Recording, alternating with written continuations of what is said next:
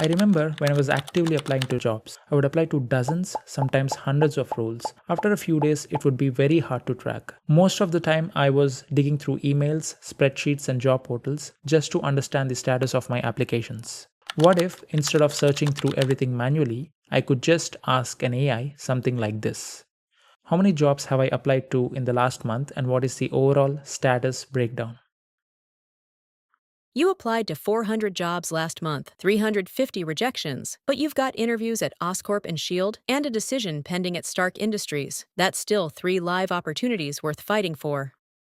And then I ask, are there any AI engineer roles available now? The AI immediately lists the roles. Then I simply type apply to the job that I'm interested in. And that's it. The application is submitted in under 1 minute. Do you want to build something like this yourself? Then stay tuned until the end of this video. Imagine you are an AI software engineer who has been approached by a recruiting platform who is asking you to build an MCP that helps recruiters and candidates post job openings, apply for jobs, and track them using AI. Hey there, and welcome to the second project in the MCP Playbook series. In this project, we'll implement a model context protocol server that makes the lives of job seekers and recruiters easier. Let's get started. First, you are provided with the platform's database model as shown here. We have 3 tables. The users table stores the information about both candidates and recruiters. The job postings table stores all the jobs created by the recruiters. And the job applications table tracks which candidates apply to which jobs and the status of each application. Any application interacts with the tables through a data access layer, which contains the functions that execute SQL queries to read and write data from the database. On top of this, we build our MCP server, which exposes tools that AI can use to interact with the platform. From the candidate's perspective, we introduce the following tools. First, we have the search job postings, which searches for available job postings based on keywords or filters. Then we have get job posting detail, which retrieves the detailed information about a specific job posting. Then we have apply to job, which automatically submits a job application for a specific role. Get job applications, which retrieves all the jobs that a candidate has applied to and their current status. And then we have a withdraw application to withdraw a previously submitted job application. From the recruiter's perspective, we have create job posting, close the job posting when the role is no longer open, get job postings to retrieve all the job postings created by a recruiter, get applicants for the job to view all the candidates who applied for a specific job, and then update application status to update the status of a candidate's application during the hiring process. Now the question becomes, how does the AI model actually interact with this MCP server? This is where the MCP client comes in. In our case, the MCP client is Claude Desktop, which you can run locally and even use with the Claude free tier. When a user asks a question related to jobs, the MCP client forwards that request to the model backend. Along with the query, it also sends the context about the available MCP tools. The model then reasons about the user's request and decides which MCP tool needs to be executed. It sends that instruction back to the MCP client, asking it to run the required tool. The client then calls the MCP server, which executes the tool and retrieves the necessary data from the database. The results are then returned to the client and forwarded back to the model. The model then constructs the final response based on those results and sends the answer back to the client. The client finally returns the response to the user who asks the query. This is how the overall components are structured. Now that we are aligned on these system components, let's move to building the system. We are given the following database schema, which defines 3 tables for our platform.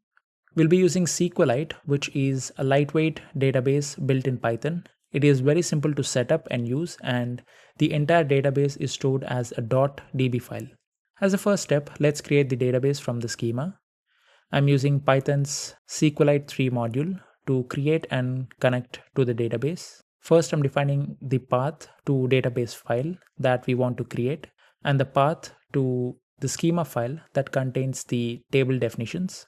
Inside the init method, we read the contents of the schema file, create a new database connection, and then execute the insert statements that are present in the file. Finally, we add a main block to call this function. Let's go ahead and run this file. We can see that the database and tables were created successfully. We can also see that a .db file has been created and it contains the 3 tables created with all the columns defined in the schema.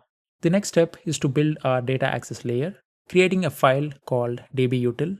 We first create a helper function that establishes a connection to the SQLite database. We then define a few reusable utility functions for interacting with the database. The query function is used to run select statements, which are expected to return multiple records. Then we have the query1 function to run the select statements from which we expect only a single record, and the execute function, which is used for operations that modify the database, such as inserts or updates. These util functions will be used by our MCP tools to retrieve and update information in the job platform database. Now let's move on to implementing the application logic for our MCP tools. I'll start by importing fast MCP, which we'll use later to expose our functions as MCP tools, and also the database utility functions from our data access layer. Next, I'm defining a variable called current user, which will store the user that is currently logged into the system. I'm also defining a list of valid application statuses, which will be used to track the progress of job applications. First, I'll implement a login function. Ideally, this should take both username and passwords as arguments, but to keep it simple, I'm querying the users table to find a user by just username and storing that user in the current session. Next, I'll add a couple of helper functions to enforce role-based access. The require candidate function checks that a user is logged in and ensures that the user has the candidate role. It returns an error message otherwise. Similarly, the require recruiter function ensures that the logged in user is a recruiter before allowing recruiter specific actions. We'll be using these functions later in our tools.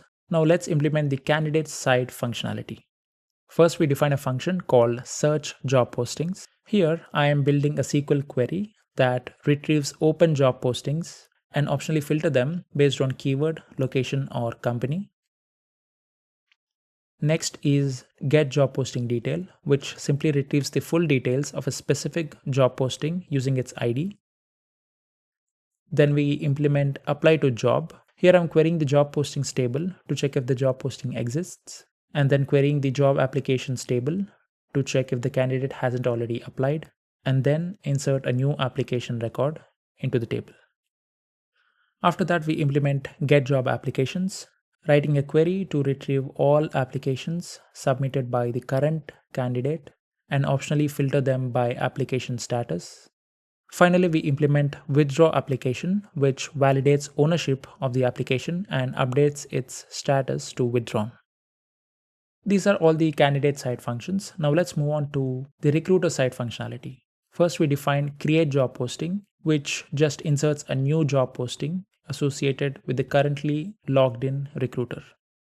Next is close job posting, which verifies that the recruiter owns the posting and updates its status to closed. Then we implement get job postings, which retrieves all job postings created by the recruiter and also counts the number of applicants for each posting. After that, we define get applicants for job, which joins the users and job applications tables to retrieve all the candidates who applied for a specific job. And then we finally implement the update application status, which allows a recruiter to update the status of a candidate's application during the hiring process.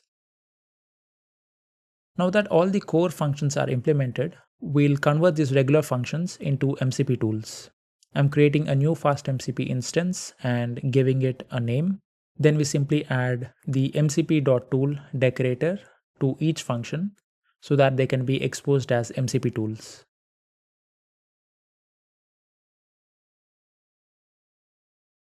Finally, we start the server by calling mcp.run. That's it. This is all the development we need for our MCP server. Now we just need to connect this server to Claude Desktop so that we can start using it. I already have Claude Desktop open here. I'll go to Settings, then select the Developer tab. Here we can see an MCP server that is already configured. To add our new server, I'll click on Edit Config. This directs me to the Claude Desktop configuration file on my system. Just like the previous example, I'll add a new entry that runs the Python file we just created. Once this configuration is saved, all we need to do is restart Claude Desktop so that it can load the new MCP server. After restarting, we can see that our job platform MCP server is now available here. Let's test this now. I just inserted a couple of users, a candidate and a recruiter, into the users table. I'll log in as the recruiter first. Once logged in, I am going to ask the AI to post a job opening for an AI engineer. It says the job posting is live. I log in as a candidate now and I'm asking for open roles. It shows the job posting, applying to that job. It literally took less than 5 seconds to apply. Now logging in as Nick Fury to check if there are any applicants for the job posting. It shows Sheldon Cooper. Let's move this application to screening. Now if I log back in as Sheldon Cooper and check, it shows the latest status. Well, that's it. With this, our database MCP is live and tested. And that wraps up our second project. You can try out more tools in different scenarios and explore the interactions. Try building this out yourself and test it with different scenarios. You can also add more tools to extend the platform. Let me know in the comments how it worked out. We'll be exploring slightly more advanced MCP use cases in upcoming videos, so subscribe to stay updated. Until next time, happy coding! Congratulations! You have an offer from Stark Industries. That's a fantastic outcome.